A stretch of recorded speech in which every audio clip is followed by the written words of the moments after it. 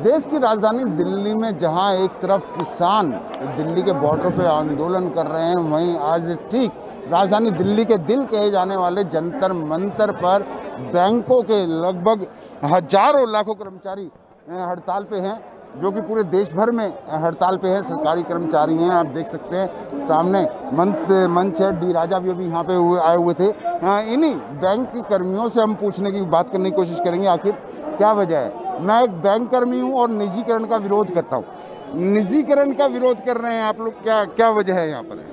Sir देखिए, हम लोग सारे बैंकर लोग जो इकट्ठा हुए हैं यहाँ पे, ये एक सांकेतिक हड़ताल है 2 दिनों की, समझाने की कि राष्ट्र को कितना नुकसान हो सकता है। निजीकरण का विरोध क्यों कर रहे हैं, इसको जानने के लिए आपको समझना होगा कि हम जो काम करते हैं, हमारे काम करने का परिप्रेक्ष्य क्या है। सरकारी बैंक सामान्यतः जो काम करते हैं, जो सबसे ज़्यादा सर्व करते हैं हमारे उस पॉपुलेशन को जो सबसे ज़्यादा है, जो गरीब वर्ग है, निम्न तबके का वर्ग है, निम्न मध्यम वर्ग है या मध्यम वर्ग है। आप उठा करके देखिएगा डिपॉजिट्स की, तो अभी बैंक के पास, हमारे पास तकरीबन 100 ट्रिलियन का डिपॉजिट है। जो सरकारी बैंक है उसमें अप्रॉक्सीमेटली 40 ट्रिलियन सेविंग फंड्स है, वो जो हार्ड एंड मनी को जोड़ करके पैसे इकट्ठा करके रखे गए हैं। किसी ने अपनी पीएफ के लिए रखी, किसी ने बेटी की शादी के लिए।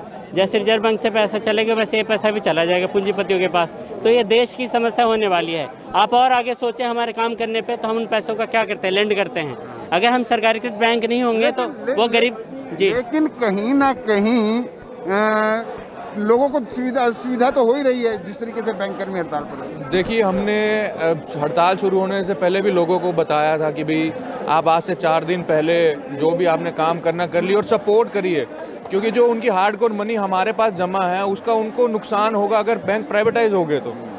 आज हम इसलिए ये प्रदर्शन कर रहे हैं कि 10 लाख एम्प्लॉयज़ हैं, आप भी देख सकते हैं यहाँ पे कितनी भीड़ है। अभी तो थोड़ा बहुत कम हो गया, लेकिन सरकार है कि ये मानने को तैयार नहीं है। अगर ये ऐसा ही करती रही सरकार, तो हम लोग पीछे नहीं हटेंगे। अनिश्चितकालीन हड़ताल पे जाना पड़े, कहीं कुछ भी करना पड़े, अपने बैंकों को बचाने के लिए हम कुछ भी करने को तैयार हैं। इसलिए आज हम यहाँ जमा।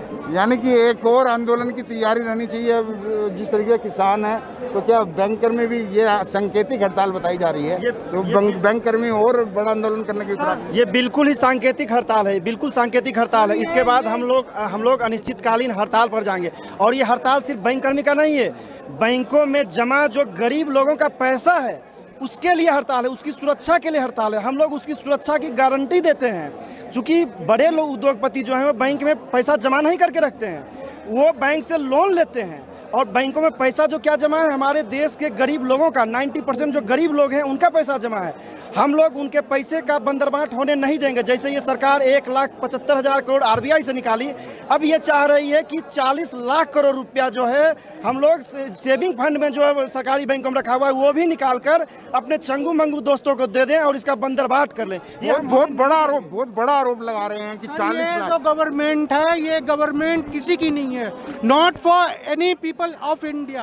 It is only for few people, just for few 2-3 businessmen. और ये बस उन्हीं के लिए काम करते हैं और ये चाहते हैं कि जो भी यहाँ का जो भी सिस्टम है, वेदर रेलवे, बैंकिंग, LIC, जो भी प्रॉफिट ऑर्गेनाइजेशन है, सारे को प्राइवेटाइज करके यूएस वाली पॉलिसी अपना लें ताकि ये अपना पेट भरे और बाकी जनता का क्या हो इनको कोई मतलब नहीं है। यानी कि कुल आज आप देख लीजिए, इलेक्शन है, बंगाल में इलेक्शन है सर, और वहाँ के सारे टीएमसी के विधायक अभी आ रहे हैं। ये सारे पैसा इकट्ठा करते हैं और वहाँ पे जाके एक दूसरे विधायक नेता को खरीदते हैं।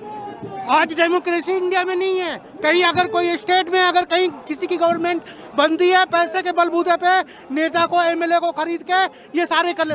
ये पैसे आते कहाँ से हैं, हम लोग को ये सोचना पड़ेगा। ये पैसे बैंक से आते हैं, ये पैसा वो कॉर्पोरेट से लेते हैं, लोन के तरह बैंक पे प्रेशर डलवा के लोन दिलवाते हैं और फिर कहते हैं इनको एनपीए घोषित करते हैं। और इस वजह से हमारा बैंक घाटे में है।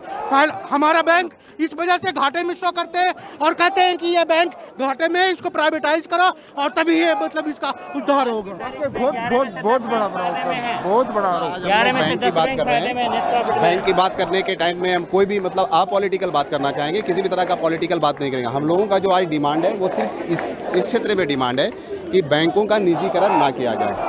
बैंकों का निजीकरण ना किया जाए, ये हम लोगों का डिमांड इसलिए है क्योंकि ये केवल बैंक कर्मियों के लिए नहीं है, ये एक आम जनता के लिए है। ये सरकारी बैंक ही हैं, जिसके कारण आज वैसे लोग भी बैंक के अंदर जाने की सुविधा प्राप्त कर सकते हैं जिनके पास 100 रुपये भी नहीं है।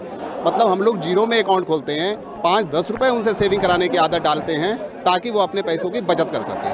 सर, सरकार भी तो जीरो बैलेंस का अकाउंट खुलवा रही है, सरकार ने लाखों अकाउंट खुलवाए, तो फिर कहीं ना कहीं जनता की वो सेवा कर रही है, जीरो बैलेंस या कुछ उनके सब्सिडी डाल रही हैं, उस पर भी दूसरी तरफ से आप इसका विरोध कर रहे हैं। जनता में जो पैसा डाला जाता है वो आगे चल के वो सब बंद रहेगा। जो भी पेंशन है वो भी सरकार की पेंशन की बंद रहेगी, और जो पेंशन जो मिलते हैं वो भी आगे चल के सब बंद रहेगी सब जनता की, और हमारे सारे अधिकारी बैंकों के सब छीन ले जाएंगे। आगे चल के हम कोई हड़ताल नहीं कर पाएंगे। और जो अभी जनता को भी हम पासबुक देते हैं, उस पासबुक के भी पैसे ले जाएंगे 250 से 300 रुपये। अभी एक प्राइवेट बैंक है तो हम अपनी इंस्टॉलमेंट जमा कराते हैं, वहाँ पे 250 रुपये किस्त लगती है। वही इंस्टॉलमेंट जमा कराने का अगर हम बैंक में जाएंगे तो भी इसका 250 रुपये का। मैं खुद मेरे एक प्राइवेट बैंक के अंदर लोन चल रहा है, अगर मैं उसको अपने खाते में जमा कराने जाता हूँ तो उसका 250 रुपये चार्जेस लिया जाता है, जो कि मेरे को स्टेटमेंट लग के आता है। अगर अब सरकारी बैंक में भी वही होगा, अगर कोई जमा किस्त कराने भी जाएगा अपनी तो उसके बाद 250 से 300 रुपये चार्जेस किया जाएगा, जो गरीब जनता नहीं दे सकती। कहीं ना कहीं जो बैंक कर्मी हैं, मैं औरों से भी बात करूंगा, बैंक कर्मी जो हैं,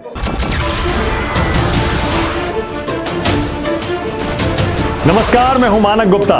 अगर आपको हमारा ये वीडियो पसंद आया हो तो इसे लाइक और शेयर जरूर करें, और हां, हमें सब्सक्राइब और फॉलो करना ना भूलें ताकि आप देश और दुनिया की कोई खबर मिस ना करें।